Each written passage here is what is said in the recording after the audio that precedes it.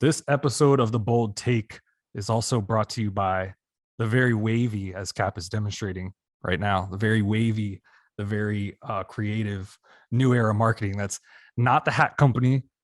It's the marketing company, NUERA Marketing. Check out their website. Their website is like a perfect advertisement for themselves because their website is incredible. And what they do partially is build websites. So hit up their website. It's neweramarketing.com.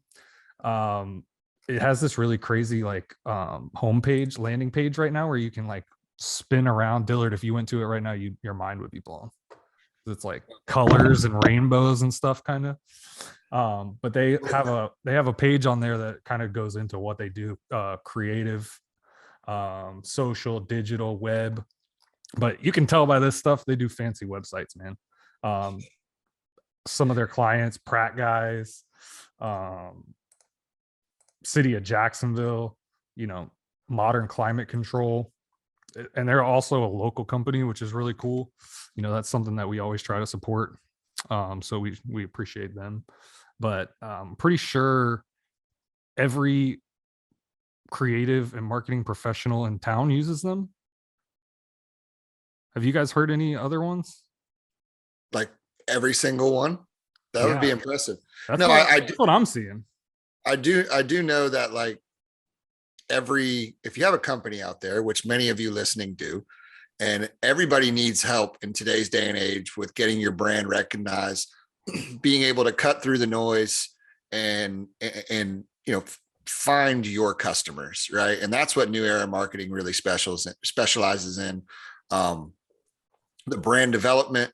And then I don't think any company is too small, right? Like if you have needs on that marketing end, reach out to them. They'll sit down with you. That's the beauty of having a local company that's a smaller shop, that can give you that one-on-one attention. And that's what they're really about over there. It's a bunch of good dudes and gals. And they're hardcore Jaguar fans as well. So big supporters of ours. We're big supporters of theirs. If we ever join the current century, maybe we'll have our own website for the podcast. And I know one thing, the only people I'm calling is them, because me, Dilla, and Sally, we can't make any damn web pages. Facts. Again, New Era Marketing. It's NUERA marketing.com. Again, website speaks for itself. Visit it, hit it. What's up, John C? Sally, how are you? I changed my name to Bozo. Can you please? Bozo, sorry. Bozo, how are you? Bozo, the king of the clowns. Yes, got it. What's up, boys? Nothing. Welcome to the Clown Show, episode 2. We got to start by talking about the people that are right here and right here, right? Hopefully different for me where they are for you. Damn it, I knew that was gonna happen. That was bad podcasting. Who did I just point at? So first off, we're extremely excited and relieved to let everybody know that we're gonna have an official producer. That's our man Carlos Oliveira over here. I think our videos are gonna get a little bit better, and we may even do some fancy YouTubing now. So shout out to Carlos for that. Yeah, and so any sponsors who want to come on, and so we can pay Carlos even more to make even cooler things, let us know. Yeah. We always welcome that. We may actually be able to like include ads on all of our platforms all the time now. May be able to figure that out for you people. You're very important to us. Thank you. Producer Sally has done his best, but I've brought this train about as far as I can. And now I'm just gonna hand it off. I'm like the relay person. I'm the first one. He's probably the worst one. So shout out to Carlos for jumping on board, helping us out, making us look fancy. Thank you, Carlos. And then our guest for tonight, who is a Jags fan as of recent, but we'll get into that. Well, recent compared to probably what people are used to on this podcast. I was gonna say you gotta give him, like, you just gave Carlos a hell of an intro. You're like super excited. I'm drawing there. All right, go ahead. So we'll get into that story in a little bit, but you can tell he's got the threads. He knows what's going on around here. He also produces a show that many of you probably wake up to every morning on the old network that's owned by the NFL, and that is Good Morning Football. We got Matt Hamilton with us, who is a Jags fan / TV producer up in the big city. So thanks, Matt, for joining us. What's up, guys? I appreciate you having me. Yeah. This is, this is the Jags podcast of record, I feel like, and you guys are all legends. So I'm excited to be a part of it. I've been excited for this for a while, ever since Cap came to me with the idea. Leave Cap to get a guest on who's going to like sing his praises and like talk about how great he is.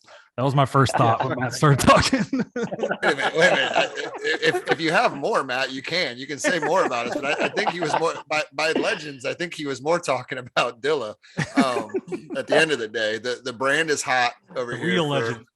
Yeah, the brand is very hot for our man.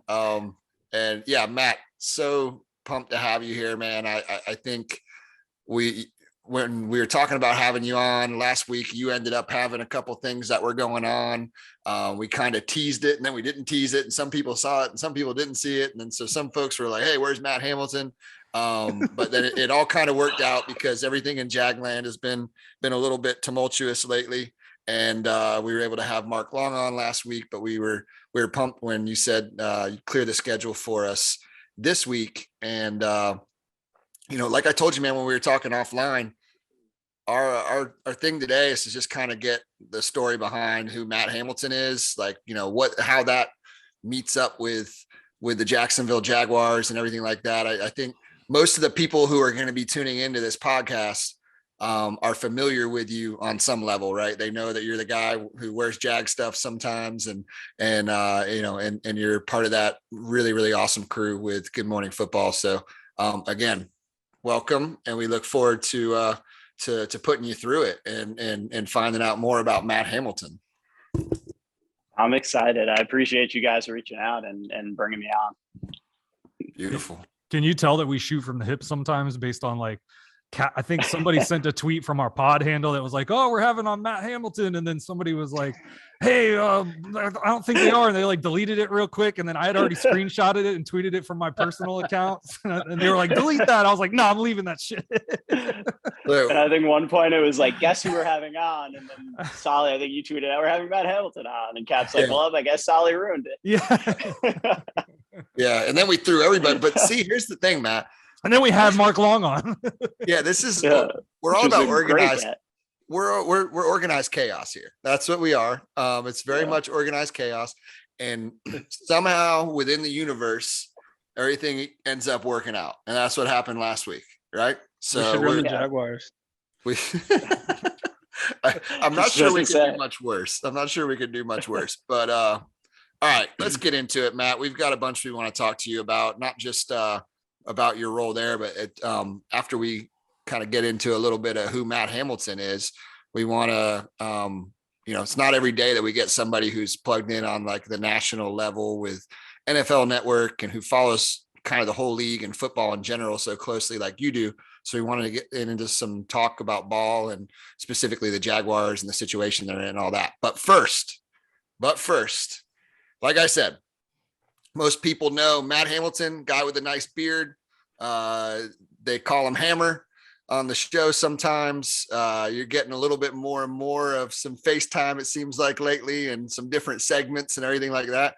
But he's breaking film down now. He's fucking big time. He's big time. He's big time. That's what we're saying. But Matt, tell us, we want to know kind of about your journey thus far, like how you got to this point. But before that, tell everybody like what your official title and role is with Good Morning Football and NFL Network. Yeah, so I'm a producer for Good Morning Football. Started off as like a producer researcher hybrid in the very beginning when we launched in 2016, and luckily the show ended up sticking around working out. There were a couple months there in the beginning where I was pretty sure we were going to get canceled, but we found our way, and luckily we're still around. That's awesome. So tell me, when you put it that way, like started out one way in the beginning, how did you even end up there? Like, how did you end up at NFL Network with that kind of hybrid role in the beginning? So I had a little bit of a crazy journey. So in college, I was a student coach at Missouri with the quarterbacks there. So that was the Chase Daniel years, and then I was a senior when Blaine Gabbert was a freshman. So so worked with him a little bit, and then after college, I was coaching high school football for a little bit, going to grad school, trying to figure out, exactly what I wanted to do. The opportunity came up. They needed somebody that could help break down tape at NFL Films for a show they used to do called Playbook, just to work with the host there. It was Sterling Sharp, Joe Theismann, Brian Baldinger. So just somebody that could work with them and develop concepts for the show. And I really had no production background at that point. Luckily, there were some really great producers there that put in some extra work with me after hours to teach me, the ins and outs of editing, producing, all that stuff. And so worked at NFL Films for a few years. I ended up taking a little bit of a break to go to the Lions to work in their scouting department as a scouting assistant in 2013. So the prime Reggie Bush, Calvin, Stafford years there. And so let's take a step back, because I want to know more about kind of that part of the story. But before we get to that, I have to ask you, how does one like go from coaching high school football, being a student coach at Missouri, and hanging out with Blaine Gabbert, to working at NFL Network? Was that a job posted on LinkedIn and you were like, oh, I'm going to apply here? Or did you kind of know some people? Like, how did that happen? So that was the crazy thing, was someone sent me the job posting. So I reached out, applied. I went there for an interview, and I didn't realize at the time, the guy that was interviewing me, that was the head of the department, was a receiver at Missouri that actually left on really bad terms with the coaching staff. Like, he was a senior when I was a freshman. So I didn't have I started second semester my freshman year with the student coaching. So I didn't realize, things like, I knew who he was as soon as I saw him, because I remember the Sports Illustrated article where he said they didn't take care of the players' academics, things like that. So I was like, as soon as I saw him, I was like, shit, like, I have no chance of getting this job now, because I know he hates that coaching staff. So, but he told me later on, like, after he ended up hiring me and everything ended up working out, he told me later on, like, he was testing me the whole interview, to see, like, if I was like them, or, if I was going to be cool and easy to work with and everything. And he ended up calling, obviously we knew a lot of the same guys on the team, because, all the younger guys that were there, I worked with all of them. And they all, thank God, vouched for me to him. And he felt comfortable enough to give me the job. And we ended up, like, he's still like one of my best. We ended up becoming really close friends. He's still one of my best friends in the world. That's awesome. And, he helped. He was one of the biggest parts of, my journey and helping me to get to where I am. That's awesome. That's right. That's awesome. So you start working there a little bit. How does the opportunity with the Lions come up, and then sort of like what was your thinking at that point? Like, did you just want to try something different, or walk us through that? Yeah. So, I always, as much as I love producing and as much as I loved working at NFL Films, I always, I love the football side of it. And, I missed coaching. I missed the team atmosphere. I missed working with the players. I missed all that. And, so working with talent, breaking stuff down, I was working with Matt Millen, who, his rep as a GM in Detroit obviously is not a good one. It's a shame. Yeah. It's a shame, because he is one of the best human beings I've ever been around. And he's a brilliant football mind. I mean, he'll be the first to tell you he was hired as a GM basically with zero front office experience. And, he wasn't ready for it. And obviously it didn't go well, but, getting to know him and talking to people, that everybody that he's been around or touched and been involved with all has the same type of stuff to say about him. He's a tremendous guy, but he saw something in me, at Films when I was working with him, breaking stuff down. He said, I really think you have a future on the football side of things. If you want to pursue it, I can make a couple phone calls for you. So he called up Sheldon White, who's the director of pro personnel at the time there, and recommended me, and I interviewed out there, and they ended up bringing me in, and it honestly, it was a great experience. They had some great people in that building, especially on the front office side of things with Sheldon. And unfortunately, just got there at the wrong time, right before all of them got laid off, and it just didn't end up working out. But no, it was still a fantastic experience. Getting to do that and getting to really see the inner workings of an NFL franchise like that.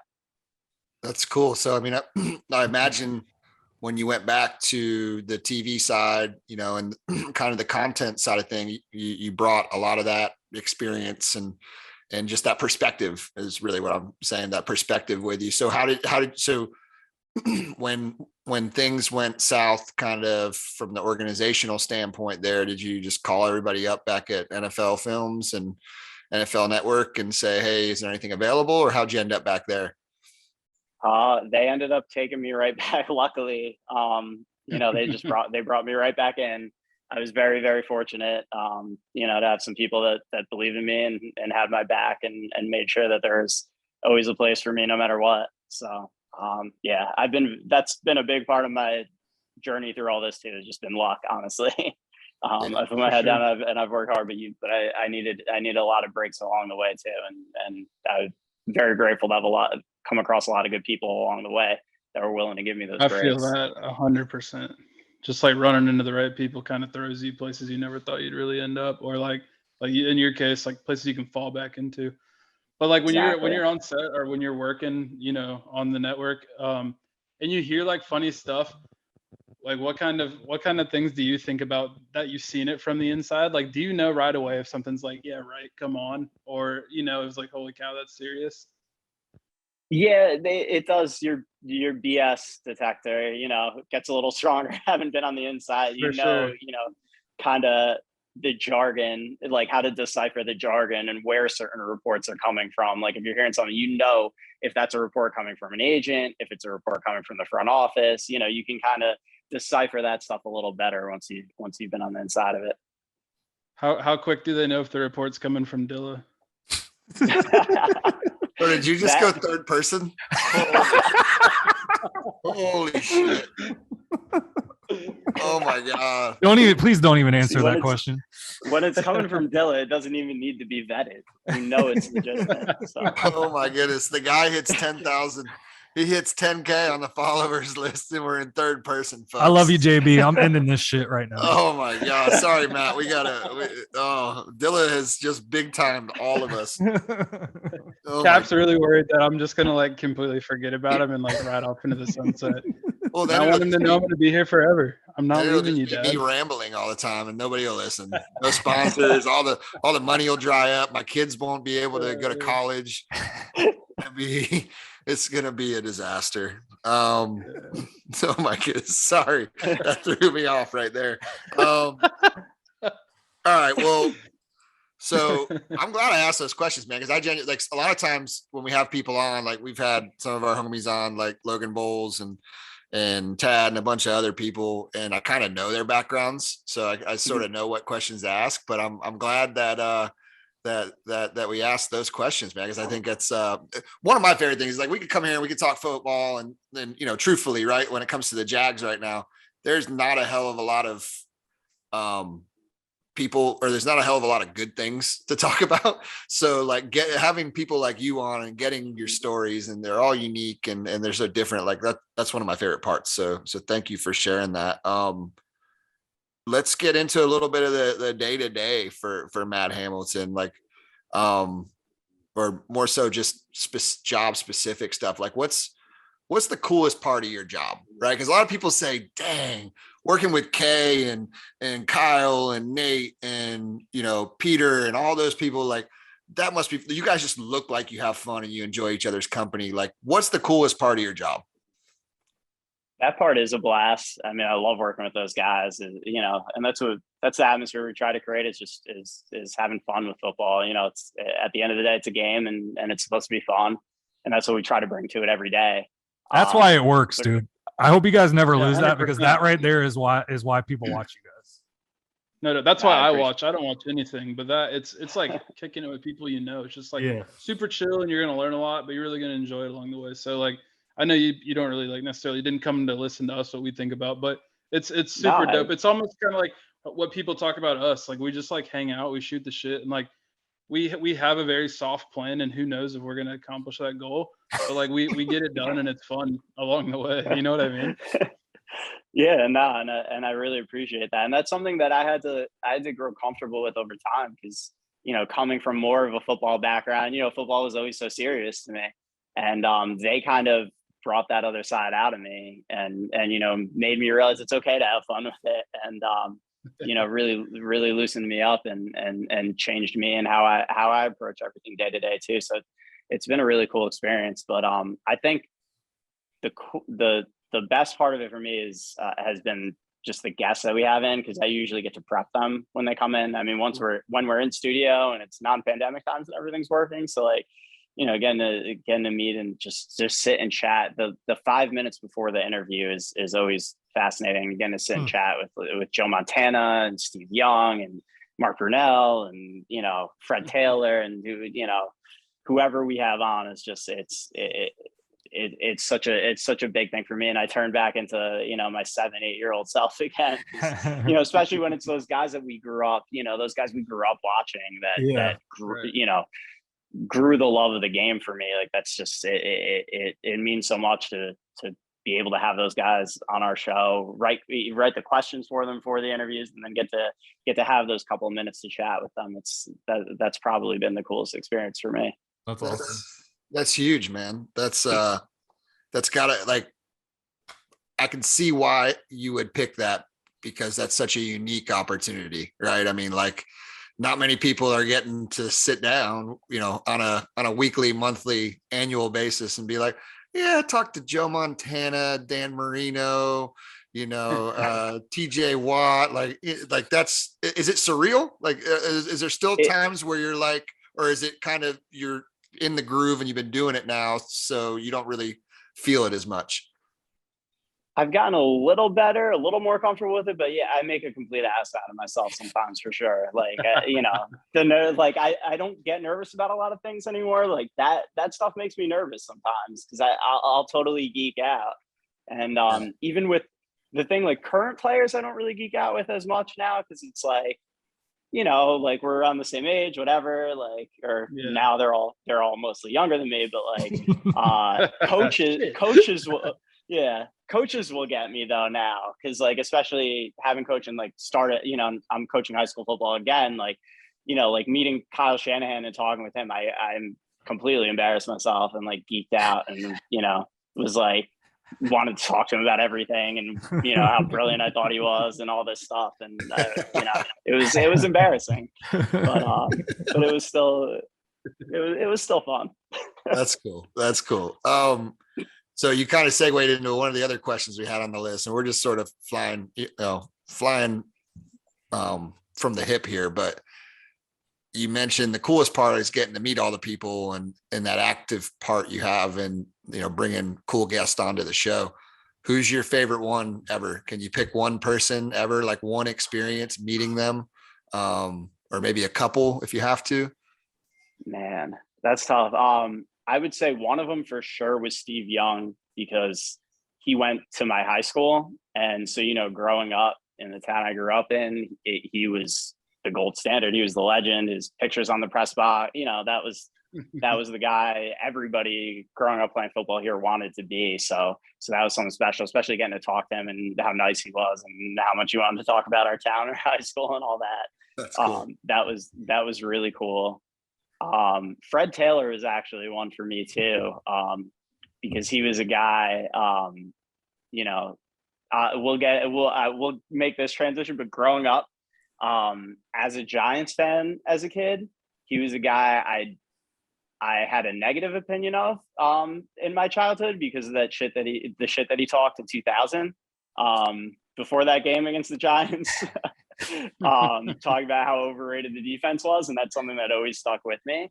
And I met him, it was actually out in London when we were out there, And he was just, I mean, obviously over time that stuff, and you appreciate the guy's career, but just sitting and talking with him, and I got to talk to him with a little bit longer than I talked to most guests, and he's just such an awesome guy. And obviously, you know, his career was phenomenal and probably doesn't get talked about as much as it should have. So that was something I always loved, you know, and I told him, I straight up told him, I was like, you know, I hated you for a long time because of what you said, like, and he was laughing, and, you know, we talked about all that stuff. He was awesome. He really was. He's a super down to earth dude.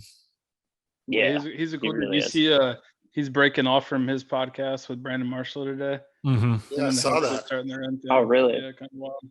Yeah, I guess it's him. I'm an athlete pod. Him, Channing Crowder, and Ryan Clark. Yeah. So Ryan Clark's joining him and Channing Crowder, I guess. Yeah, something different. That's interesting. Yeah. They had I thought they had a pretty good dynamic with the other one. But Fred is, you don't have to, you don't have to say much to get us talking about Fred on here. I mean, I think Matt, just so you know, Fred is Cap's dream guest for this podcast. Just put it really. on. Yeah, I think so. I mean, slightly behind Brad Meester. But no, in all actuality, we've had like 3 different people say we could totally get Brad on your podcast. And I even had one guy who DM'd me on Twitter.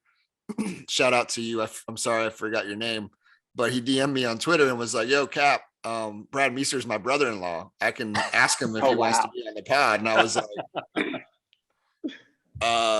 I don't even know how I would react if he was on here. But yeah, so that will probably happen at some point. And I'm going to be like you meeting Joe Montana. Steve Young. or sorry, Steve Young. Same thing. One's right-handed, one's left-handed. But anyway, yeah. So yeah, Fred Taylor he's on the he does the post game for the Jags here. And he's been pretty involved since retiring with the organization. And yeah, he's such an incredible dude, man. Like, just so well-spoken, smart. Yeah. I mean, everything that you see when he's on those podcasts, I mean, he's a star. Had he played in any other larger market, he would be an all-time legend right now. Absolutely.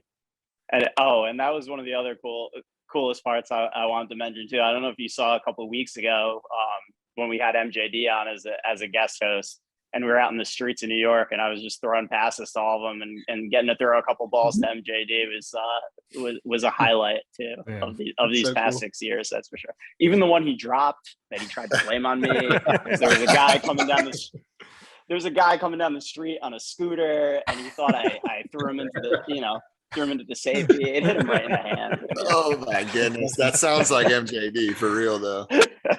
He's all right, Matt. So you got this like super sick job, tons of cool experiences. What's your like future goals in media? Man, that's a great question. It's not something I always get to think about a ton because I'm so we're so in the day to day with everything with this show. And it's like a 20, it's like a 20-hour a day, commitment to paying attention, being locked in. But I will say I have enjoyed this year is the first time I've really gotten to do my own segments on air. Like I'd never been on camera for anything before until they decided to give me a chance to do that Hammer Time segment this year. And I've really enjoyed it. I wasn't sure how if I would like it. I was kind of hesitant to say yes to it because, again, I had no experience and I'd always been a behind the scenes person. And but I've really enjoyed it. And I think I definitely like to expand and try to do a little bit more of that as time goes by. Nice. Sweet. Yeah, no, that seems like the next step. When you do it, you kill it. I always have a good time watching it. Thank you, man. I appreciate that. That's high praise from the Dilla. Seriously. That's really not. Just the Dilla. Oh, no, man. I think it's the dynamic that I guess the last question I sort of have along this line before we sort of get into your Jag fandom story and some more specific Jag talk. Like when Nate left, has that affected sort of the overall vibe there? I know he was just like such a personality And so kind of like a two-part question. That's part A. Part B is everyone, do you all really get along as well as you appear to on camera? So like, those are kind of like the two A and B questions there for you. So part one, as far as Nate, it's impossible to replace a guy like him as far as just his personality. He's one of the nicest people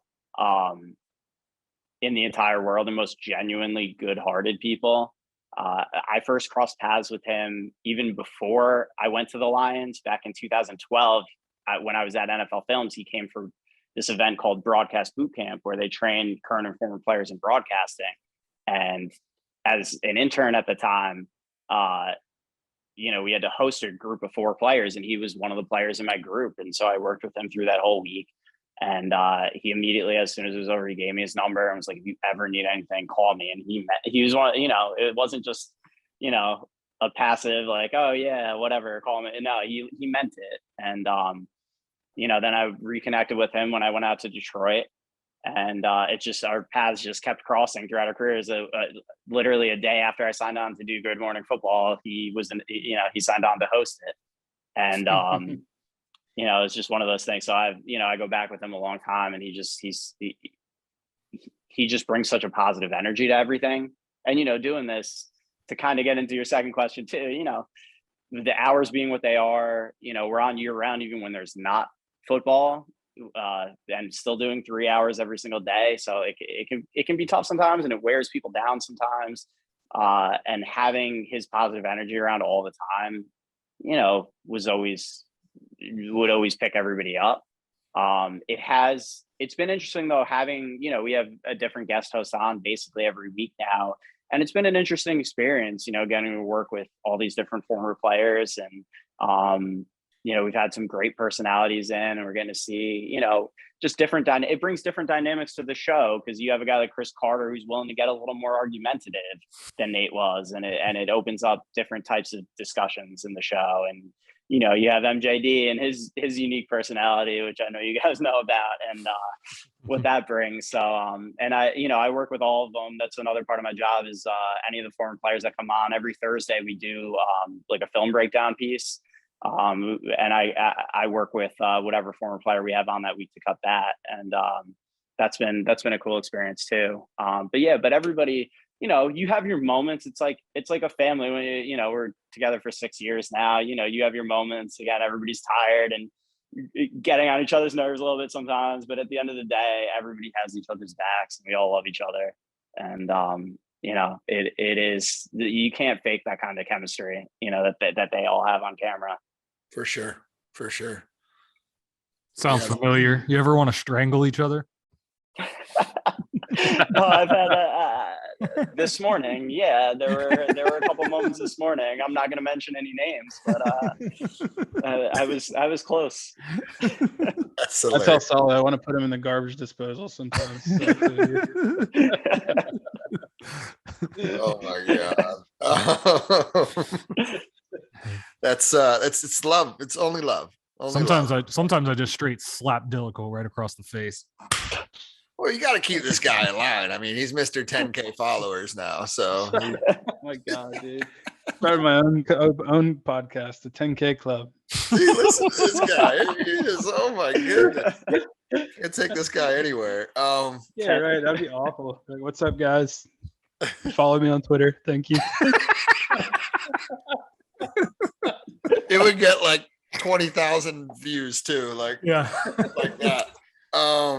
Your brand is just hot right now, buddy.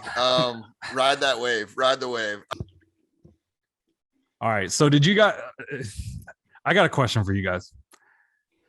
How far in advance do you think Antonio Brown decided that he was going to just run off the field this weekend?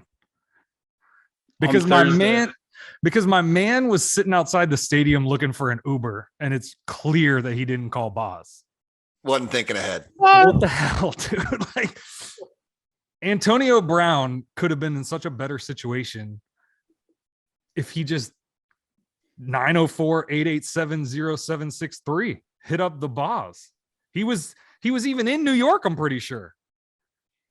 Listen, even if he wasn't in New York, if you're planning ahead, and you're making Boz part of that plan, he'll be there. Doesn't matter where you are. Yeah. He'll be there.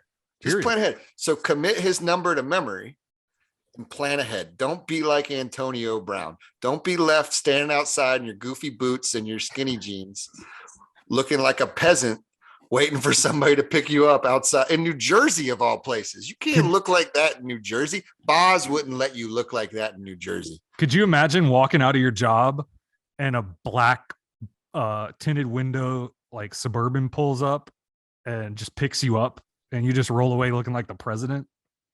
And so take a page out of Trevor Lawrence's book. After he, got done listening to our last episode, he called Boz and hooked up his lady, sent Marissa down with all her homies to the stadium in a huge party bus. So shout out to Boz.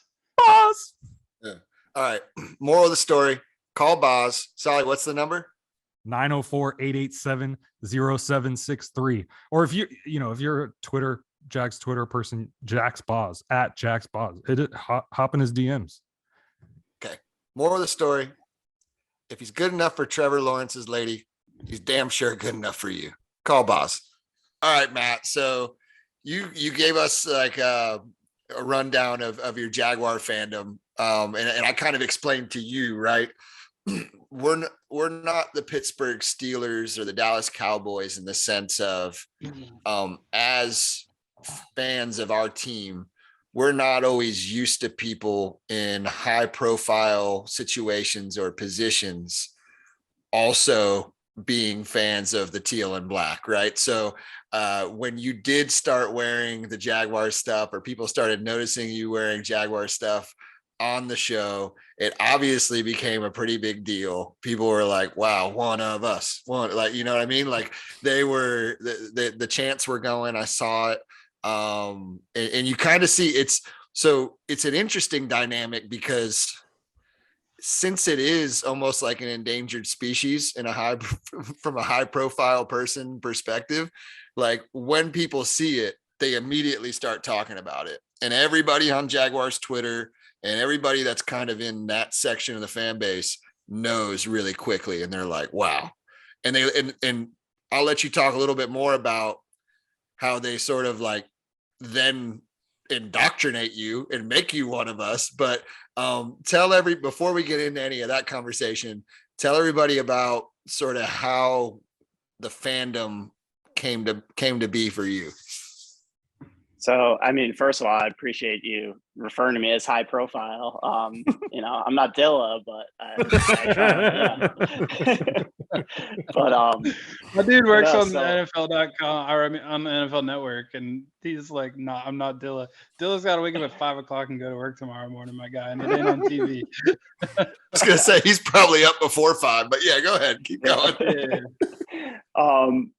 But yeah, so as I mentioned, I was a Giants fan as a kid, and once I worked for the Lions, and I also had a little bit of a negative experience with the Giants, which I won't get into now, but it kind of takes you out of the fandom a little bit. And working for a show like this, we cover every single team, so I'm trying to be fair, be engaged with everybody, and so there were a couple of years there where I didn't really have a rooting interest at all. And in March of 2017, we were doing a segment on the show off of the first couple of weeks of free agency. Who do you think was going to make the biggest jump because of what they did this offseason? And I went to every single one of those individually. And I was like, you got to talk about the Jaguars. The way the defense ended last season and with what they added to this thing, this is going to be a truly special defense. And with Fournette in the mix, likely Fournette in the mix. He hadn't been drafted at the time. But I was like, whatever, whoever they get with that number 4 pick, like this team is going to be really good next season.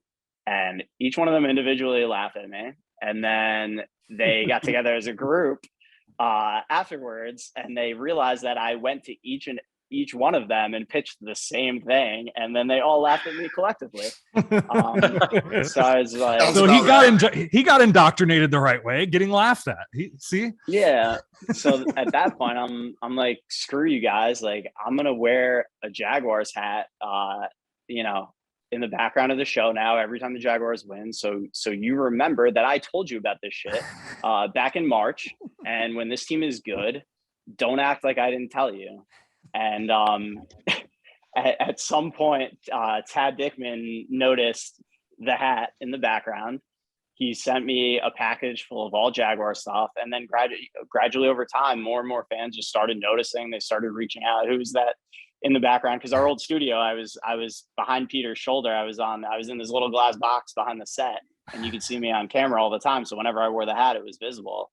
And the city of Jacksonville reached out to me. Actually gave me like a tour of the city at one point when I came down there. Tad gave me a tour of the stadium and the building when I was down there too. And it was just, it kind of snowballed just because I believed in that team. And, so I don't want to say I'm a Jaguars fan in the same way that you guys are, because I didn't go through everything everybody else went through, but I became a Jaguars fan because of the fan base and the way everybody responded and just the passion that I saw from that fan base, the attitude. I love the attitude, the chip on the shoulder from that fan base. It was impossible not to fall in love. And since I was at the time, I didn't really have a team. Everybody just embraced me and brought me in, and it was a no-brainer at that point, to start pulling for this team. It's honestly, and I say this, I'm not trying to suck up to anybody. I mean this sincerely. Dillard. This is one of the best fan bases in all of sports, and it's a shame that people don't recognize it. And I'll admit, I was unaware of how great this fan base was until all that stuff started. And I was like, these people love this team so much, and they're so passionate, and the chip on the shoulder is awesome. And it's a unique character of this fan base. No other fan base is like this. And it really is freaking awesome. We're glad to have you. We're taking. Oh shit! We all ran in at the same time. No, I was just gonna say, we're glad to have you. We really taking advantage of the transfer portal in 2017. So it's nice to bring you into the family. Tony was out there spending all the money in that transfer portal. I was gonna say it all comes back to Tad Dickman, consummate professional Tad Dickman. Tad's the man, dude. Yep. Yeah, no, he really is. Getting to know him over the years too. I worked with him a lot whenever we had to have Jags guests on, and we had a lot over the years. And he was always, honestly, he was the best PR person to work with too, because he would always, he'd be like, "Oh, did you see what Telvin Smith did this week, or did you see this?" And because he knew we wanted to establish the characters, not just talk football or have a generic interview. We wanted to get into the personalities of these guys. And obviously the Jags at that time, there was no shortage of personalities on that team. So he really was. And yeah, him sending me all that stuff, like that was that hooked me right there too.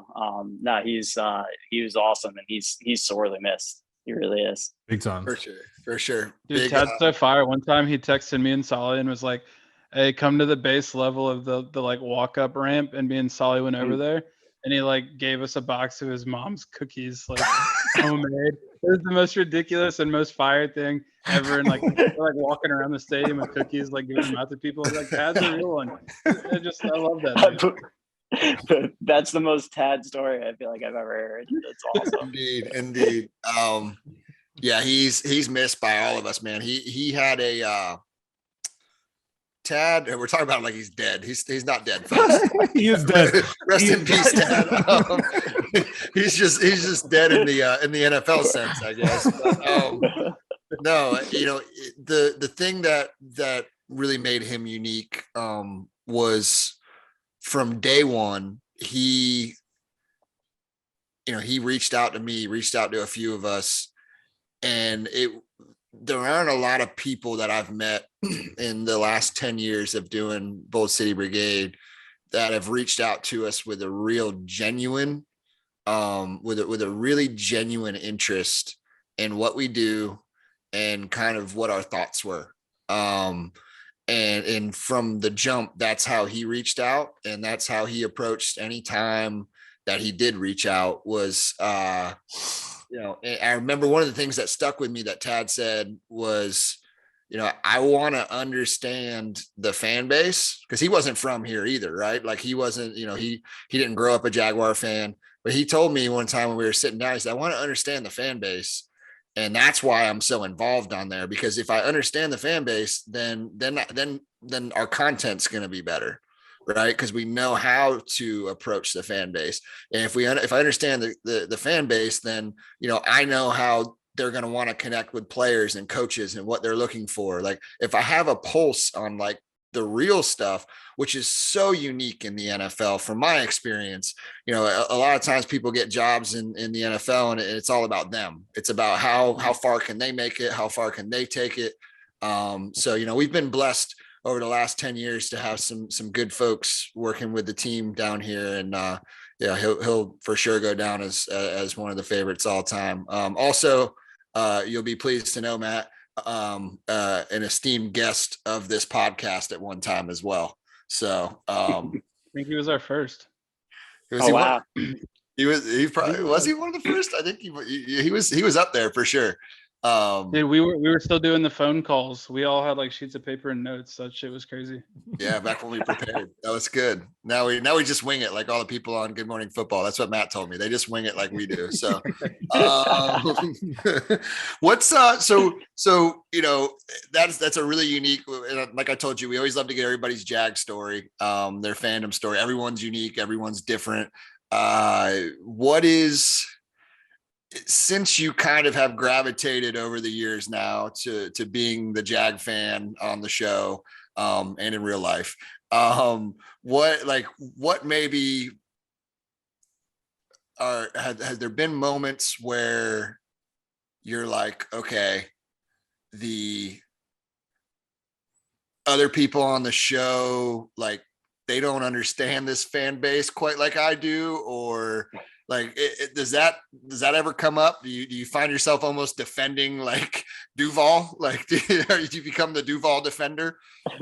Yeah, there have been those moments, especially at times, with the team being a little bit of an easy target, an easy punching bag for some people. I think especially nationally, that's something that I try to make sure does not happen on our show, because I think it's just cheap to do that type of stuff.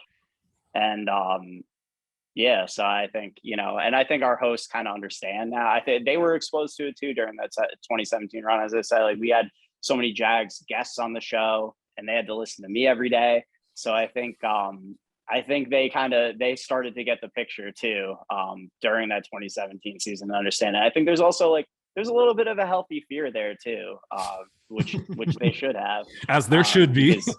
Yeah, you don't want to cross this fan base. I don't know what you're talking about. There's nothing going on right now like that. So, well, it's funny that you mentioned that though, because I think you see that, and I think part of it was almost the perfect storm, right? Like the show was up and going and getting hot.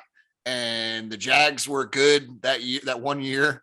And we did have all those personalities. And then you guys, as I think it felt like as hosts, you guys started to connect with the fan base even more too, right? Like, I remember Peter wearing one of our shirts that I sent you, and like, I mean, so what is does everybody kind of, I'll tell you this. I think one of the reasons why so many Jag fans like the show is not just because of all the reasons that we already laid out, right? That you guys are real. It feels real. It doesn't feel forced. It's entertaining, not just those reasons, but I think, and I don't want to speak for every Jag fan, but for a lot of us, we feel like as a show, you get our fan base, you get our market, and you get the psyche of our people and of our Jag. So like, do you think, like to a man, to a woman on the show, related with the show, that they do? I really do. And I think that's been one of the greatest parts of the show, is getting to interact with so many different fan bases. Like we're having a moment with Bengals fans right now, because we kind of, during the summer, we saw what was coming for them. And we talked about them and gave them their hype going into the year, and they remember that stuff. And, these really good fan bases, they remember those things when you talk about them and when you see them for who they are and appreciate them for who they And yeah, I think, I think our host they connected. They saw that, as I said, it's hard not to love like that chip on the shoulder mentality that this fan base had, or has, and displayed, in 2017 when the team was in the spotlight for a lot of good reasons. And it was hard for our hosts, to not fall in love with that. But yeah, I mean, it is, and it's something that I really try to focus on, not just with the Jaguars, but with every single fan base, is trying to understand. Like I follow fans, as many as I can, that are representative of the fan base, and I follow all the beat writers, and I want to get a sense for what the pulse is. Because even though we're a national show, like when we have a conversation about your team, I want it to be authentic to your team. And I had that conversation, with John Shipley the other day, just talking with him in his DMs, just what a great job he does. Not just news wise, but representing the fan base and really, serving the fan base and showing what's really going on the field, where the problems really are, and bringing everything to light as much as he can. So that hopefully there can be some positive changes in the future. We need to start. We need to start supplementing Shipley's income so that he stays with us, because like Matt just pointed out, like he points out a lot of the issues and just brings them to light, and we need. Well, he's a rising star for sure. If he wants. Definitely. Which we're buddies with him as well. He's been on the pod quite a few times, and we've all known him pre SI John Shipley as well, so to speak. So, but yeah, no, he is, and I think we all kind of know that, and it's bittersweet, right? Because we know that he deserves an even bigger platform and more money and all the things that come with having a bigger platform, but at the same time, selfishly, we're not the biggest market, and we don't always have the greatest coverage, so we're gonna miss that. But he kind of represents that. And that's why we love having like guys like you on, man. I mean, there's so many cool, and that's the bulk of our listenership, right? Is people in their 20s to early 40s, 20s to 40s, right? Like that's our demo. And Sally, you're smiling because I'm almost 40. I get it. Yeah, I had to include those people. You're not that far off, buddy. But no, like in within that demo, we've talked a lot about it on here. We actually had Nate Tyson a few weeks back, and we had a whole conversation revolving around people want more intelligent football conversation. And I think you guys do a good job of that too. Like it's not just all shits and giggles on your show. Like you're trying to bring actual substance. And that's what the people like John do, to your point, right? Like that's, and that's what our people want, man. Like that's what they want, the fun, they want the entertainment, but they also want educated people who are going to show them the why and the how, not just here's my opinion. And I think that's you guys as a show, man, you've done such a good job of walking that line between entertainment, because that's what most of football coverage was before. It was shock jock opinions. It was more for clicks and ratings and entertainment than it was actual education. So, anyway, kudos to you and kudos to what you guys do, man. Thank you. That means a lot. It really does. Did you guys hear morning football and the hammer? Go ahead, Solly. Facts. Did you guys hear Matt say that he thinks the entire cast kind of loves the fan base in a way? I think he basically just said that Kay Adams loves all of us. Wow. You heard it here first. You heard it here first on the podcast. Just saying. Best week of my life. Kay Adams loves me and I got 10,000. Let's get out of here. Shut it down, Dilla. It's all downhill for you here, buddy. It's all downhill for you here. We know you really have your sights set on, Dilla. It's okay. Life goals with Eric Dillard. I put it in my retirement papers the other day. I saw it coming. You're like, I'm done. I'm done. I got my lady. I got my 10K. We're out. We're donezo. Island boys. Boys, do you have anything else like Good Morning Football specific for Matt, or should we get into just some very specific Jaguar conversation? What do you think? I think it's time to run with some fun. All right. Let's talk about these idiots. Our words, not Matt's. Our words, not Matt's. The views that we are expressing on this podcast do not necessarily reflect those of Matthew Hamilton, producer of Good Morning Football. There's your disclaimer, Matt. Did I do good? Thank you. That was perfect. All right, great. So without further ado, then let's get into the shit show. No, for real. So the Jags are looking for, obviously, a new head coach. Well, first, let's get your Quarterback. Let's get your opinions on. Sorry, Dilla. Let's get your opinions on kind of what happened with the Urban stuff. Like, I mean, from the perspective, your national perspective, and what are your thoughts on how all that went down? I mean, honestly, that was a hire I was not excited about in the beginning. My genuine thoughts at the time, it was something that it was a hire that really concerned me, because I felt it was more about the buzz it was going to bring than the actual football. And it was way more disastrous than I even could have imagined. Join the club. It was hard. It's hard to be a bigger disappointment than that. I think the biggest red flag that told me it was going to be disaster was when I saw the staff that he put together. And it was a lot of guys that were old school thinkers that basically weren't other places because they refused to adapt to the way the game was going. And when you bring in a young quarterback that you're trying to develop, these were not the people that I would have chosen to be around him. And I think even more than the Urban Meyer hire itself, that was the biggest concern to me. And it's just been, it's been a complete and total disaster. But the silver lining in all of it, at least they're willing to walk away after a year and say, you know what, guys, we messed up. Let's cut bait and let's move on and try to force this to work because we want to justify our bad decision. True. Yeah. I mean, I wonder, I think, amongst ourselves, we've wondered quite a bit whether or not Shad would do it. Like, would he cut bait with Urban? And now that he has, I kind of wonder back to what point was the breaking point for him, right? Like, so if such and such a thing wouldn't have happened, would we still have kept him? Because to your point, I think everybody who knows a little bit about football really saw that it wasn't working. And I think the thought amongst most of us fans is that even though it wasn't working on the field, had Urban not been such a disaster off the field, he'd still be the coach right now. And that's scary within itself because the football was bad. Like, take all the other stuff out of it, the bad leadership and whatever else.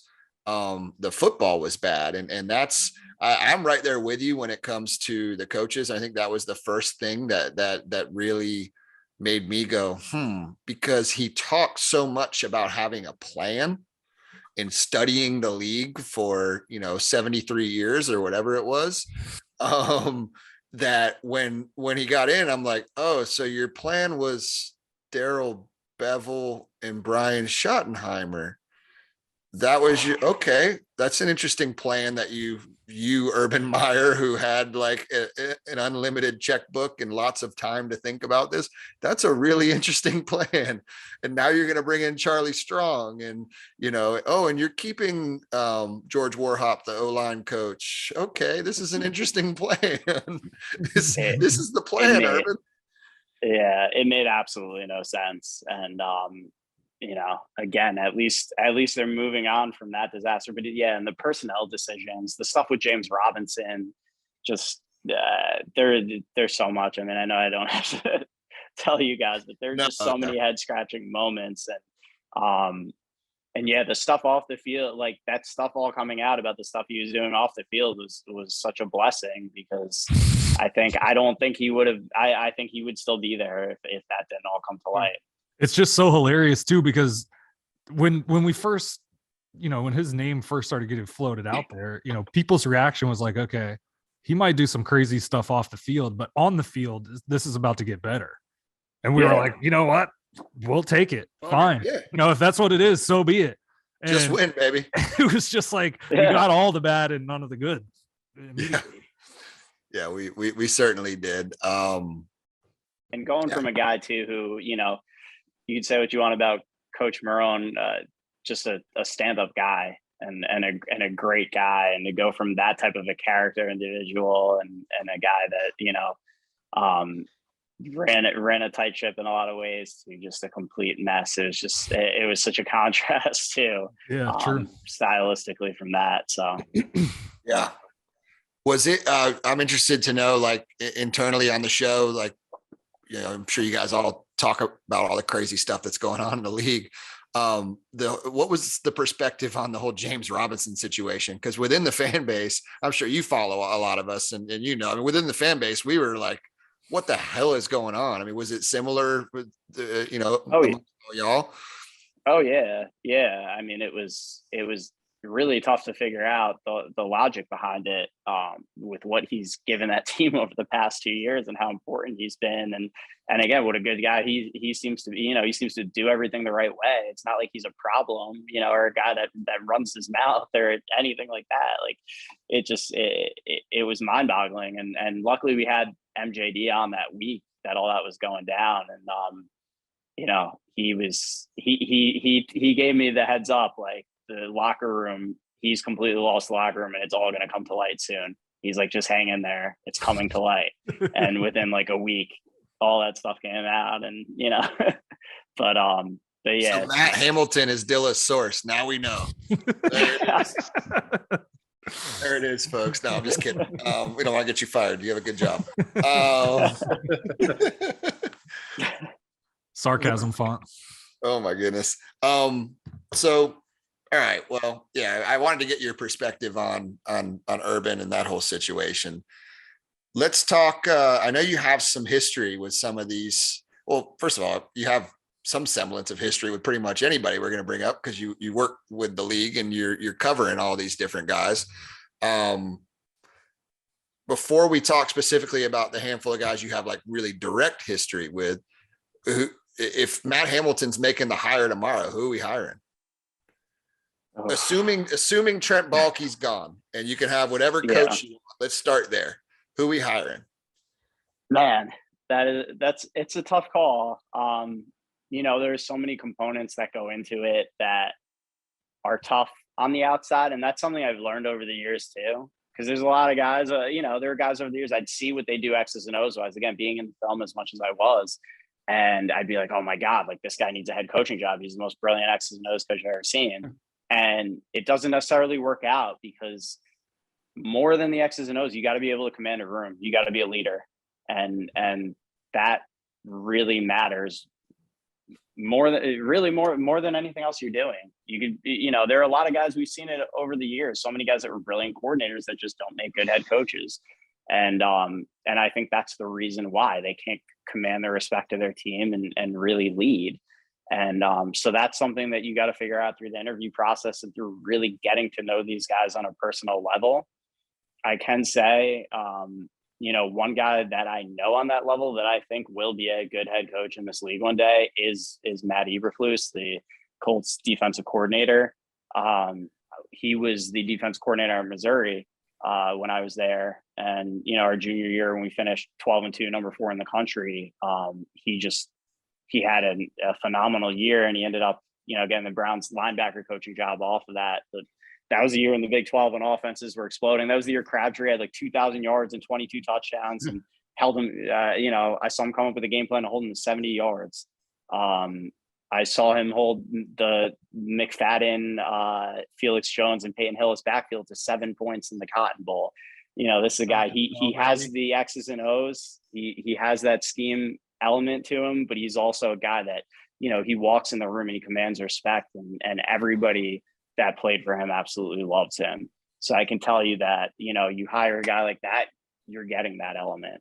You're getting a true professional, a guy that is a good person, and that his players really want to play for. So, you know, I know it might not be the sexiest name on the list, but yeah, I know that's a guy that's going to do a hell of a job. I'm sure working with Frank Reich has only made him better too. Yeah. What do you know? Go ahead, Dilla. And so I think that's the first time I've heard someone go out of their way and, say they want him. I've seen people name him as like a coach that if we did hire him, they'd be cool with it. So that's cool to see. So I guess now that you just like hired the head coach and we fast forward to April, who are we picking first overall in the NFL draft? Oh man. See, I gotta dig into the draft stuff a little bit more. I usually start that like as soon as the Super Bowl's over, I start grinding on draft tape. I don't want to go there quite yet. Maybe I'll come back with you guys in March if that works. And we gotta get the Hammers pick. But yeah, I don't like to I want to make sure I do all my homework first before I start getting into that. But another intriguing name too that I want to talk about is Kellen Moore. I don't know if he's quite ready yet because he's only been in coaching for 4 years, but he was in Detroit when I was there working in the scouting department, and this is one of the most brilliant football people I've ever been around. His football IQ is completely off the charts, and that's how he lasted in the league. Because I'll also say, and I don't mean this in a disparaging way at all, because it just speaks to how good he was with everything else, but he had the weakest arm I've ever seen from an NFL quarterback in my entire life. And his ability to anticipate and just understand, read defenses the way he did and anticipate things. I mean, the things he would do in practice, it'd be even like a 5-yard out. The ball's out of his hands after the receiver takes 2 steps because he knows he can't really zip it in there, but it's in the perfect spot, and he's completing them. So just seeing that on display, it reminded me of Chase Daniel, who I worked with at Missouri, who just on another level IQ-wise. And people make jokes about all the money Chase has made in his career and being a backup and all that. Like, there's a reason guys like him and Kellen Moore stick around, because you want them around your other quarterbacks, especially young quarterbacks, because they just make everybody around them better. All the younger guys in your offense, they're going to make them better because they're coaches on the field. So such a natural transition for him into coaching. And you're seeing what he's done. Obviously, he has some good personnel at his disposal in Dallas, but he's elevated that offense to another level. And he's a great X's and O's guy. I don't know necessarily that he's ready to command the room yet. That's something that I can't necessarily speak to. But I think, whether it's this year or whether it's a couple of years down the line, I think he'll do a good job one day. I think his career is definitely building towards that point, and he has the makeup for it. It's interesting. I'm pretty high myself on Kellen Moore, to where I keep having this like weird wet dream that we hire Kellen Moore and the Broncos let go of Vic Fangio. So then we have like an experienced old head who's around too, and like you pair them together, and maybe something crazy happens. But too, I heard someone say the other day, like, when you're the Jaguars and you're literally looking for any semblance of stability, do you eliminate the possible gray room, the possible, room for error? You don't really. The Jaguars don't have time for a coach who's going to be good in 4 years to figure it out right now while they have Trevor Lawrence. So, like you were saying, I think if you pair him with someone who's been around and someone who could coach a defense up like Fangio while he just focuses on the offense. I think that's a great plan, because he's going to. That's the one thing I can confidently say about Kellen Moore is he is going to make Trevor Lawrence a lot better if he's the coach. He's a genius. He really is. He's a genius when it comes to quarterback play. So he will make him better. And Fangio is one of those guys. Like I was talking about, he was my favorite defensive coordinator. What he did with those Niners teams, what he was able to do with the Bears. Right. He's a genius when it comes to defensive football, but he's not a head coach. He doesn't know how to manage a game. He has no sense for time management whatsoever. And he's just, there are some guys that are like that, and it's a shame. It'll kind of put us just kind of where he capped out. Yeah, exactly. And it's kind of a shame. I hope it doesn't hurt his reputation in the long run, because he's one of the best defensive coordinators this game has ever seen. And if they're able to get that type of a pairing together, that's something to be really excited about. It really is. I think there's not enough guys in the league who just accept that they're really good at one thing. Does that make sense? Like Jerry Sullivan was an amazing wide receivers coach. At a certain point, he's like, I don't really want to be anything other than like the best wide receiver coach. and the guys like Fangio, Dick LeBeau, like, you know, even Zimmer, like Zimmer's still a crazy, great defensive mind. Probably not the best head coach. Like at a certain point, like, you know, go ahead. I was going to say the most notable example to me was Jim Johnson, the old Eagles defensive coordinator. You know, everybody wanted him to be a head coach. He's like, I'm not a head coach. Like he understood like that just wasn't in his DNA, and he was happy. You know, he was happy being the best defensive coordinator in the league. He knew, you know, what his strength was, and you know, he stuck to it. But you're right. At some point, I think there's just that allure of like becoming an NFL head coach. It's just hard for some of these guys to pass up. I mean, I feel like those guys are gold. Like if you can find a Jim Johnson, you know, if you can find, you know, a Wink Martindale, like if you can find these guys who are like, I know Wink gets, you know, he gets his name mentioned with head coaching jobs from time to time still. But so the question for me with the young guys, Matt, is like the Kellen Moores, even the Eberfluses, like, I don't know enough about their kind of coaching tree. Like Kellen Moore doesn't really have, like he's so new that like Chris Peterson, Boise State. Well, no, I know, but like, who are their connections? Like, where are they going to draw from to have a staff? Like, so is Eberflus tight with any particular guys? Did he come up through the NFL with any guys that you think maybe he would bring with him, like that you know of? I mean, especially on the offensive side, right? Yeah, that's a good. Yeah, and that's where it becomes a good question, because obviously you're making this hire, you know, with Trevor Lawrence in mind. So that's something that's going to be significant. So, you know, you wonder if he's bringing, I'm sure he's going to want to bring some people from Indianapolis. You know, he kind of floated all over because he was with Dallas before Indy. And remember, he was hired initially by Josh McDaniels and left his job with Dallas. They replaced him in Dallas. And then when McDaniels left, Reich interviewed him and was like, you know what, like this guy, I'm keeping this guy on, even though I don't know you, I'm keeping you on, which I think says something about him too.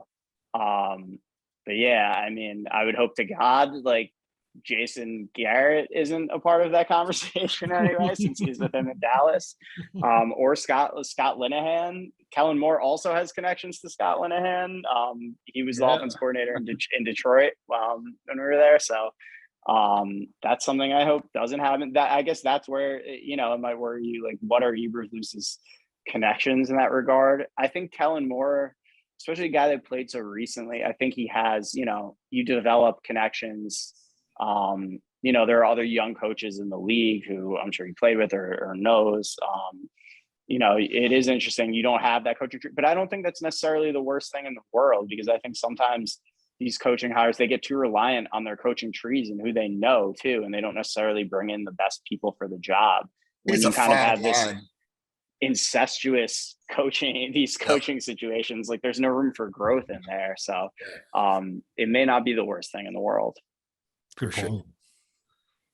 Yeah. What, I mean, any thoughts on, it seems like amongst Jaguars Twitter and Jaguar fandom, a lot of people are high on Jim Caldwell and Doug Peterson right now, primarily because they're the two guys who have, you know, extensive experience in the league as head coaches, and then also they're available, which is kind of like our, you know, we're just praying for someone, Matt, someone decent. Yeah, and those guys are available.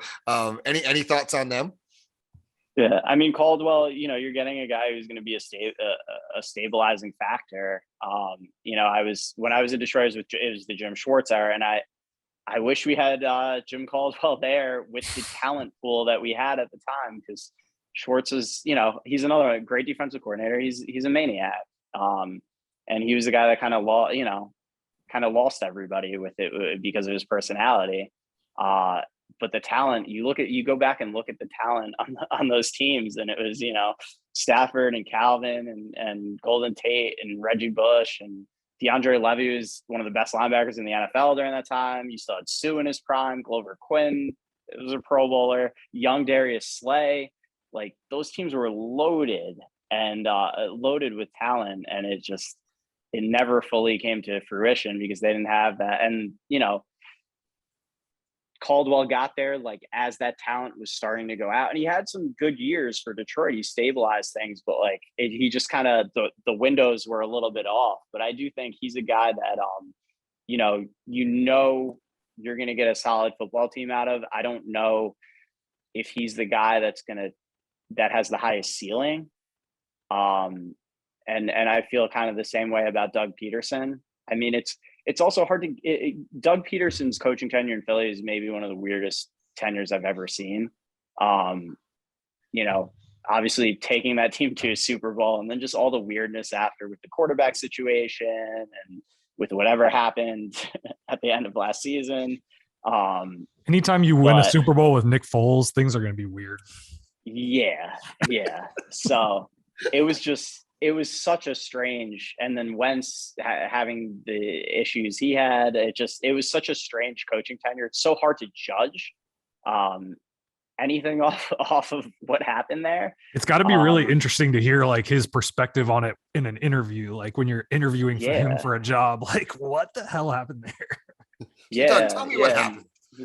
And he's a guy, I got to talk to him briefly when he was with the Chiefs at the Combine a few years ago, and I had a good conversation with him. And he was working Chase was the backup to Alex Smith at the time, so we were talking a little bit about Chase, just shooting the shit a little bit. And he's obviously a highly intelligent guy, and he's another one. He understands quarterback play.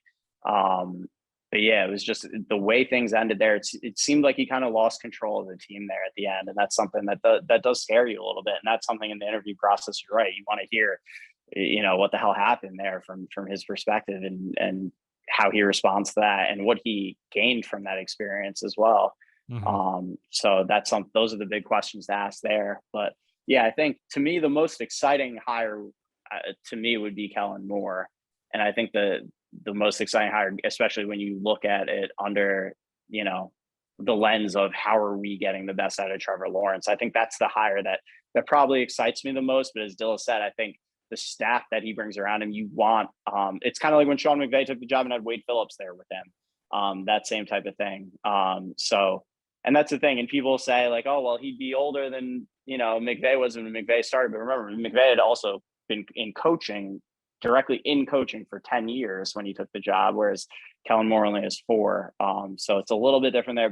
But I think if you have that strong veteran coaching presence in the room with him, I think that would go a long way. Yeah, you mentioned high ceilings and such, or lower ceilings. We're just trying to get up off the floor, bro. We're the ceiling seems so far away. Like we're laying on the ground, the world's spinning, like you've had too much to drink and everything's spinning. And you're just trying to get up off the ground. You're not even worried about ever touching the ceiling. I feel that, but if you're not building your team to win Super Bowls, then why are you out here? And that may be true about the fan base. Like the fan base probably feels that way, but I bet you Trevor Lawrence doesn't feel that way. He feels like he wants to go to the moon, and that's who matters at the end of the day. Yeah, and that's what I'm saying. Like honestly, like I know, like but that's the ultimate goal. Like we're not trying to go 7-9 or 7-10 or 8-9 or 9-8 and be respectable. Like we're trying to build a championship team, and I think that's how you have to approach this process. It's not what's going to save us from embarrassment and stabilize. It's what gives us the best chance of reaching that goal. Facts. Yeah, I'm with you. So I've got firing Trim. Yeah, well, our words, not Matt's. I got 2 more questions for you on the list, but I did want to. So I did hear something. I don't even know if I shared this with Dilla and Solly, but Peterson intrigues me. Doug Peterson intrigues me because if you listen to what happened there, supposedly, he had the falling out with the personnel side and how and all those people that I know on the inside from an NFL perspective that worked, yeah, call me Dilla, that worked with Peterson while he was with the Eagles, not from the personnel side, football side or business side, team side. They have nothing but great things to say about him as a dude. So it's such a weird, like to your point, I mean, trying to figure out what's true, what's not, the truth probably lies somewhere in the middle. Is that the guy you want? You know, all that. But like that was something to me when I heard that. I'm like, oh, okay. Because I was kind of along the same lines as you. I thought everybody in Philly, like I thought he had just had it out with like everybody, including the lunch lady in Philly. I thought his time was just done. But apparently not. So all the people that Cap's talking to they just want a job in Florida for a year or two. But yeah, it was more from like the locker room. I think the Wentz and Foles thing was just so divisive. Yeah. And it put any kind of the back and forth with all that. Just he lost a lot of guys in that locker room, and I think it was more of that than a personality thing. It was just the way he dealt with that situation. Because from what I heard, like a lot of the guys in that locker room loved Foles and trusted Foles, and you know he wanted. Absolutely. He saw, yeah, and he saw, you know, the when you got potential Carson Wentz on one side. Yeah. But he saw the, you know, the potential and the ability that Wentz had, and he wanted to try to get that out of him. And you know, guys in that locker room just ran out of patience with it. Yeah, well, you know, we full. So then he became our blessing. Thanks, guys, in that locker room. Anyway, one of them's a COVID quarterback, and one of them's going to the playoffs and about to whoop our ass this week. So last two questions for you on this end, and then I want to give you a couple minutes at the end to ask us questions, man. Like you got to have some Jaguar fandom questions or anything, like, because I know you're lurking. You're always lurking on the timeline and you see stuff. So think about that while I ask you these last two questions. One, current favorite player on the team. James Robinson, hands Okay. down. Yeah, just love everything about his game, like the personality, you know, quietly goes about his business and just freaking dominates. And the way he's able to, you know, make such an impact on the game as a running back, no matter whether they're leading, whether they're trailing, he always, you know, makes his impact felt, and you're always getting the best out of him week in and week out. It's hard not to love that. Yeah, he's been a fun story, man. He made pretty much single-handedly last year, made it bearable. So yeah, I think we're all big fans of his. Hopefully he gets well and heals up. Lastly, what are your thoughts on Trevor Lawrence? You know, 16 games in now, on the type of season he's had and what your sort of level of expectations are for him going forward. I mean, I think he's a guy that right now he looks lost.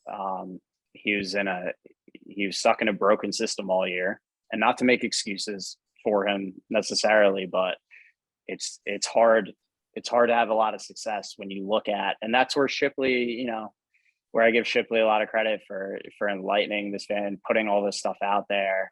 Just you look at the route concepts they were running, just didn't make any sense. Seeing receivers just sitting on top of each other, just the level of dysfunction in that offense. It's hard for any quarterback to succeed, and there's no level of trust there for a young quarterback, especially to be able to succeed. You have to be able to trust that guys are going to be where they're supposed to be. That's the only way you can anticipate throws is knowing that a guy is going to be in the right friggin' spot. And there was just no consistency with any of that. I thought there was no imagination in the offense whatsoever. They did nothing to try to make things easier on him. He was put in an awful spot. And, you know, I think now, you know, he's taken some steps backwards. You know, you'll see the flashes of brilliance, and you see the flashes of what he's capable of, and it's still there. They just need to rebuild this offense and rebuild his confidence a little bit. But I think ultimately, you know, I still have this doesn't shake my faith in his ability to be a franchise quarterback and be a superstar quarterback in this league whatsoever. I still think that's very much in him, and he just needs the right coaching staff and the right scheme to unlock it. We have a very recent customer review for our partner, A1 Sliders, where you can get a free estimate at a1sliders.com. Call them 387-538-6835. Our very own Mr. 10,000, the Dillical. So I go over to my sister's house today. She's putting her house on the market on Friday, and I I notice I don't hear anything. And I realized she got her sliding glass door fixed. So shout out to the guys at A1 Sliders for rolling through and taking care of that. Guaranteed she's going to get an extra 10% when she sells her house because she's got a badass sliding glass door. Facts. Guaranteed. Hey, quiet. That's what her sliding glass door sounds like right now. That was smooth. Boom. That was smooth. Again, the website a1sliders.com. They do work from New Smyrna Beach up to Jacksonville, and they will give you a free estimate if your sliding glass door sucks like Dillard's sisters used to. What's the number? 386-538-6835. Boom. A1 Sliders. Boom. I like that. That was succinct, and I think summarized the way that a lot of us feel and agree with you on a lot of that stuff. All right, your chance, man. We're gonna end this thing with you, but before we do, it's not every day that you get a celebrity like Dilla on the line. So I don't know if you have any questions for him, or just for us as I guess the representatives at this moment of the Jaguars fan base that you see just wilding out on your timeline, pretty much 24/7. What, anything for us that you want to fire our way? I'm not going to ask Dilla to reveal his sources. I won't do that. But he is. I mean, there's nobody who has a better hit rate out there. Let's be honest. When it comes to the rumblings and what's going on. But I do want to ask you guys just two questions. One, I'd be interested to know who each of you guys want as the next head coach, and two, just what's out of the whole movement that you guys started, what's been the just wildest moment or reaction that you've gotten out of it, or most eye-opening reaction that you've gotten out of it? By movement, you mean the current movement, or do you mean like the bold take movement? The current movement. Okay. I'll go first on the head coach situation. I tend to lead towards somebody who has experience, like you said, commanding the room, leading men, building a culture of some sort. I think that's why if you held a gun to my head and you said, who would you pick? It would probably be Jim Caldwell for that reason, with the hope that he would have a blank checkbook to go out and hire the best coaches he possibly could. And really he'd almost, with the eye in my head, okay, if you asked me tomorrow and you said, Cap, if you were Shad Khan, how would you handle it? This is how I would handle it. I would approach Jim Caldwell and I would say, listen, here is my vision for you. Tell me if you agree, if you're interested. You come in, I know you still want to coach. This organization needs a man of character who's a leader and who can build culture. I want you to come in and coach for as long as you'd like to coach. I want you to help us build that culture. I want you to help me find a GM, help us build out the personnel department that you're going to work with hand in hand. And then I want you to then, when you're ready, transition into an executive vice president role, whatever it is, to be the keeper of that culture that you help build. Like, if in my head, that is the approach that I would take.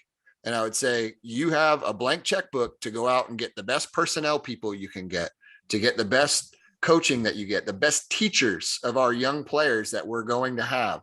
Go get it, build the culture. And when you're ready, if you're successful over the next few years, you will have a job until you die, basically, right? Like, you will be Ozzie Newsome, but just coming from the coaching side. Like, you will be the Knight of Duval. Like, we will coronate you. Like, that is what you will be. So I don't know.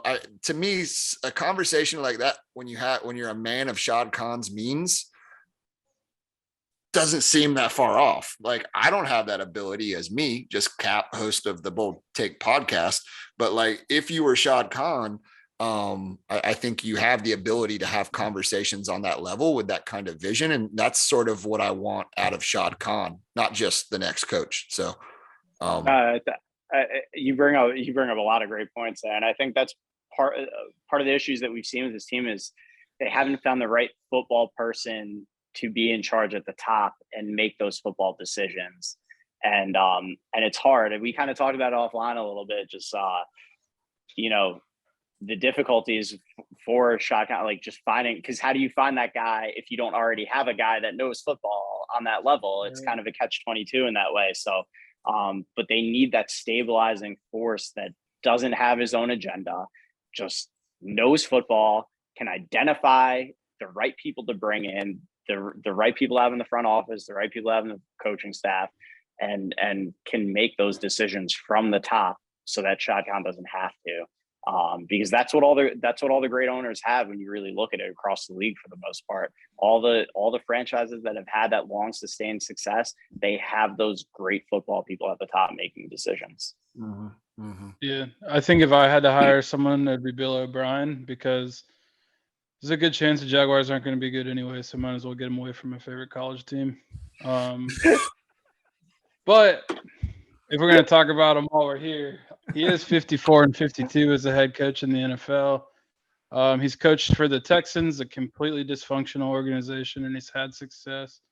He was able to get decent quarterback play out of terrible quarterbacks for a long time, enough to where we watched terrible quarterbacks play in the playoffs even. So when you think about something like that and his success in the past with or at Penn State anyway, and Bryce Young's had a really good year at Alabama. Obviously, he can develop quarterbacks. I mean, he's hands-on every day with them. I think it'd be fun, and I think everyone would hate it. So the fact that everyone would hate it probably puts it in a better chance to succeed also. And that's, you know, how I kind of like that a lot. That's how your fucking brain works. We know, buddy. It's true. I mean, he just had, you know, his personality, I guess, being a little bit abrasive, it just kind of worked in there. But you're right. It's, you know, everybody looks back on it so negatively. And I think he also got too much control there when he started making personnel decisions. He's somebody, he's supposed to coach football.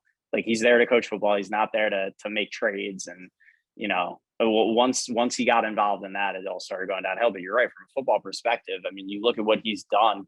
He's only really had one talented quarterback in his entire coaching tenure. Even when you go back to Penn State, what he was able to get out of Christian Hackenberg, it was pretty remarkable. So you're right. It's not. And then when you go back obviously, as an assistant, he had you know, some good quarterback talent to work with, obviously in New England. But I never thought about that name, but and I don't think it would go over well with the fan base. But he's a much answer. Yeah, but he's a bet. You just bring up the point just because I have not thought about his name from an NFL lens in a long time, and he is a much better coach than he ever gets credit for. Just because of how terribly everything ended there. Well, and so he might be in my opinion, I don't see him getting another head job at least anytime soon. So with that in mind, to me, he's the type of guy who should just be a career offensive coordinator. That's where he should be. Not at Alabama. yeah. You love him so much that you want the Jaguars to take him from Alabama, as if, hey, dude, can we go through? No, we don't have enough time to go through all the shitheads and the screw ups that have been through Alabama that Saban has resurrected. Okay. Like, so even if Bill O'Brien stays there for the rest of his life, you'll be okay. You'll be just fine. But yeah, no, I think he's the prime guy who you don't really want even running your culture from a head coach perspective, but your offense would always be phenomenal if he just decides to be an offensive coordinator making a few million every year until he's ready to hang him up. But sounds like you got one foot in on the Bill O'Brien head coach train. Yeah. One foot, offensive foot. The other foot's not. Solly, I'm completely prepared now for you to answer this question with like Tom Coughlin or some shit. Leslie Frazier. I'm gonna say Tony Baselli. No. For me, I agree with Matt that I think number one is like somebody who can lead a room, and you know. Normally I would pick one of those type of dudes, like he said about Eberflus. Like I don't know, I don't pretend to know these guys like Matt does. But Byron Leftwich seems to be one of those type of dudes who I think could rally people. His history at Marshall. We obviously know him here in Jags. But I would almost cater to Trevor Lawrence and kind of go the the Kellen Moore type of route. If that's what's gonna keep Trevor here and advance Trevor's career and Trevor's contract and everything Trevor's got going on, I almost would lean towards catering to him more than I normally would, just because I have that caliber of prospect on the roster already. I mean, you lose that, where do we go back to? You know what I mean? It's the Jacksonville Jaguars. We're gonna end up with Chad Henne and rest in peace of Blaine Gabbert. You know what I mean? Like, well, I said this to somebody today. It's like, this is Shad's last chance to get this right, probably for another 5+ years. Like, if he has to do this again in 2 years, that means Trevor hasn't developed. And then this becomes what it was 8 years ago when Gus Bradley took over and nobody could name any of the players in the team. Like, that's what this becomes again. The fact that you have Trevor and that you have a lot of cap space and you have some good draft picks coming up, like that, so there's that part. And then there's also the part that if Shad Khan screws up this hire, he's going to be looked at even more with a negative light by other coaching prospects the next time he goes around to do it. So I got to put the faith in the brain trust of like a savant like Kellen Moore and a savant like Trevor Lawrence, and pray that those two can kind of get it together. And all that culture stuff, while it's great and it's super important, like I got to hope it comes from there, because it's got to come from there. It can't really come from the outside to me. It's got to come from that tight. It's got to start with Trevor, and that starting with Trevor is getting him a savant head coach to me. And to your point, Solly, when you look at, a lot of the young quarterbacks that are having success right now, there is that pairing of a coach that's very quarterback oriented, very quarterback focused, offensive oriented. The only one that's really the exception is Josh Allen in Buffalo, but Brian Dable there is obviously a very big presence too. McDermott was able to bring in the right guy to work with him. Whether you look at, obviously Burrow and Zach Taylor and, Kyler and Cliff, really around the league, it's very much, they get those young quarterbacks with offensive minded and forward thinking offensive minded coaches. Yep. That's it. Boom. And then what was your other question as far as the movement and everything? Oh, yes. Yeah. The weirdest thing that's happened. Well, so Solly is the originator of the movement. Not a lot of people know that. They give Dilla. Dilla has 10,000 followers. He gets the credit. I'll go ahead and lay the story out so that Matt and whoever's listening to this can understand. It was like 11 o'clock, 10 o'clock at one night. And some dude, Dillard wakes up at 4 a.m. So he was out. So I see some dude with this avatar of a clown, and it looks like it has Shad Khan's mustache. Okay. He's in my mentions or something. I don't know. So I just made it my profile picture and said, join the movement or whatever. Right. I probably had like 20 people like it, 25. Started seeing some avatars in my mentions, you know what I mean? In the notifications that were matching it. And I was like, oh, some people are having fun with it. It's funny. Probably had like 30, 40 people like that night when I went to bed that I was like, oh, look at that. We have a little thing going here. The next morning, I'm scrolling at about lunchtime, I think. And I see Dillard did it. And I'm like, okay, here we go. We have this Jags fan group chat that's probably like 50 or 60 people deep. And every single one of them, as soon as Dillard did it, every single one of them did it. There's people blowing his tweet up. He's the one that makes this stuff blow up, obviously. So that's kind of where it came from. I did start it, but he's the one that makes it. The reason you guys have heard of it and seen it is because of him. I mean, it sounds like I'm John Smith. That random guy that you totally forgot about is the one that started it. But yeah, he is. Yeah, no, I know he is. So I know who he is. Yeah, and that dude has been like, he's been kind of cool about it. He's like, I can't believe what you guys have done to my creation, blah blah blah. But then it's like he's like tweeting his ass off too, and he's like tagging us, trying to get us to blow more shit up. It's like, okay, dude, relax. That's on it. Like, honestly, I can't wait to change my shit back to my regular one, to be honest with you. But I can't wait, dude. I'm holding strong until they get rid of Monday this next week. Monday next week. We gotta hold strong. We gotta hold strong. Monday next week. Monday next week. I think your original question was kind of the coolest or most unique part of it, Matt. And we've all kind of been talking. We obviously have a group text amongst the three of us, and we've been talking about how it's just been really awesome to see the fan base so united. When this blows over and Trent Baalke's officially fired, let us pray.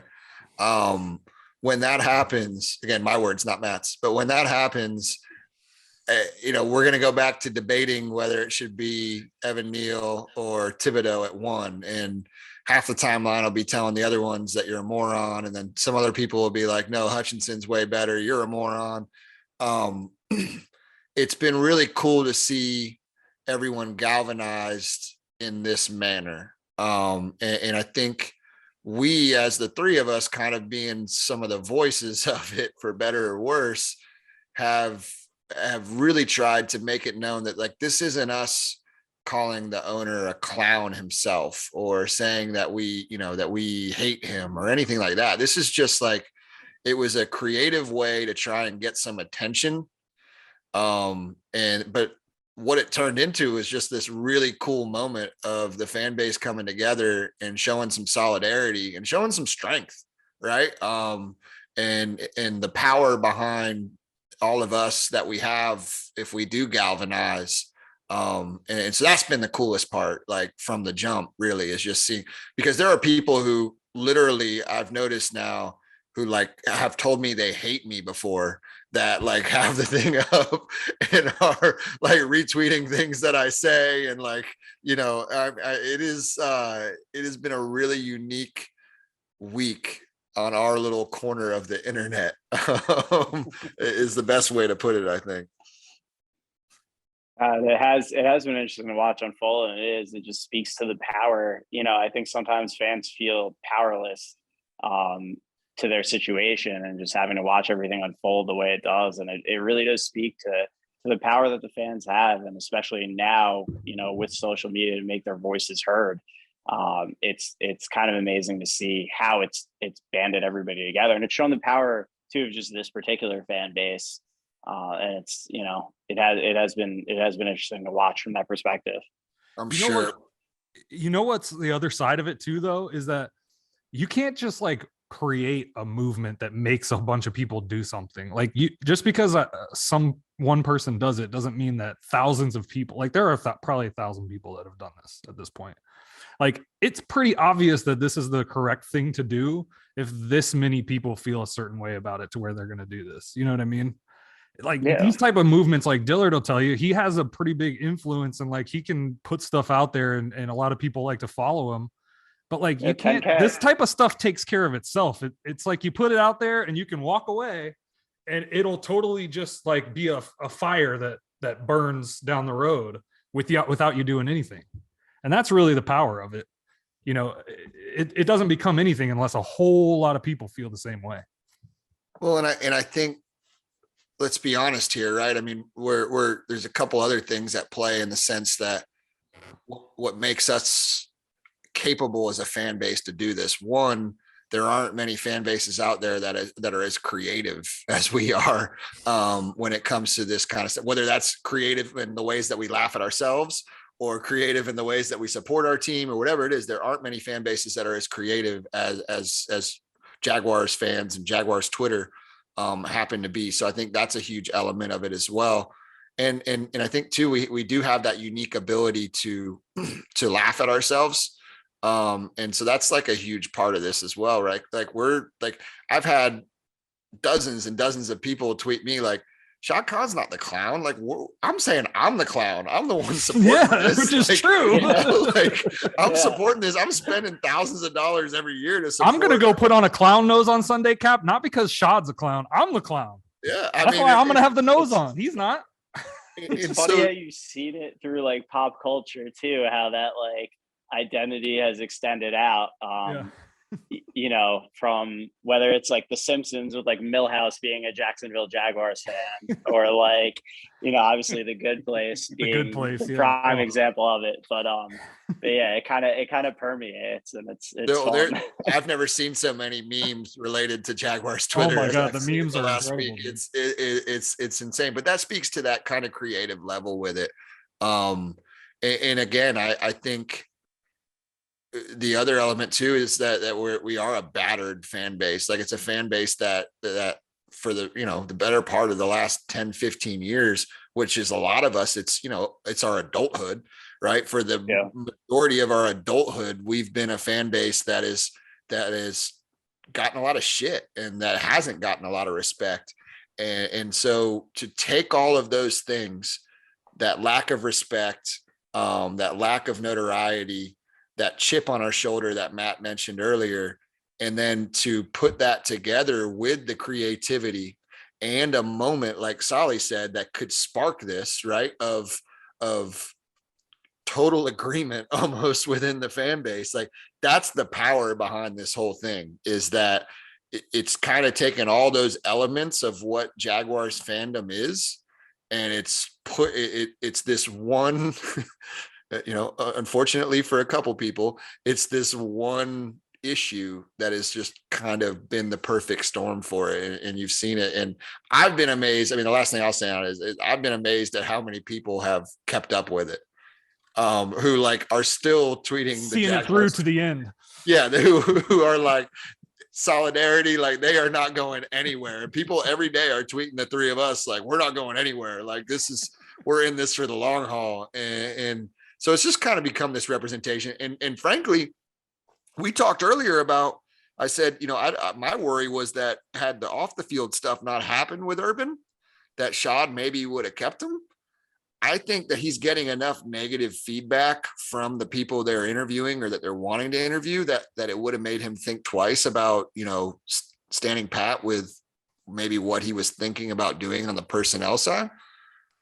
But you're lying to yourself if you don't think that this galvanized and unified voice that the fans have stepped up with in the last week haven't at least played a small part in any decision that he's about to make. And that's where the power is, right? Absolutely. Yeah.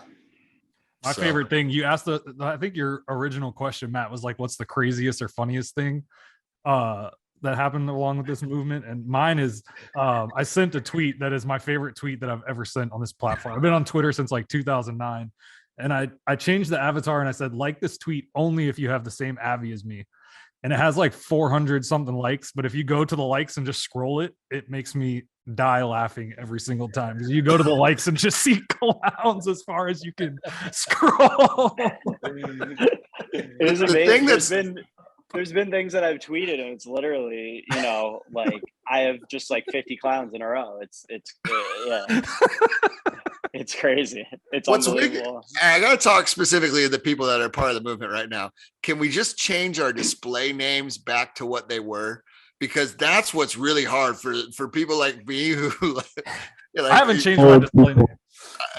Because like if everyone has hashtag fire, you know, or whatever it is, like it's impossible to tell anyone apart. Like you literally have to click on their profile. So like if you're listening to this all the way to the very end of the episode, which I'm sure you are, please change your display names back so that we know who you are.